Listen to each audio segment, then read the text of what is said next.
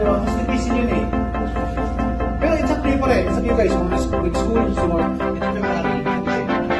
Tayo mag-decide ka sa mga bagay na i-push to ang bagay na gusto mo. Bingin sa inisip ko yun, nakapag-experience naman. Pinakadaw yung sa buhay. Precious. Yung experience yun, yung pinakadaw. Doon talaga kasing dami. Sabihin dahil. Sabihin ko yun, natanggap ko, embrace ko na yung negative side ng buhay mo. Mas okay yun. No? You cannot create, like, and share, or you cannot create an audience pag paiba-iba ang post nindo. Diba? Think about what property you wanted to push. Then, doon ka boost. Ano sa think ka boost? Don't need to.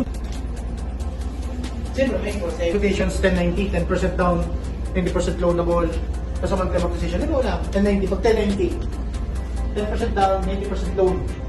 Ano sa 10% talaga, para sa pagkaturog ng tao. Tama? Para makapag-build ng energy.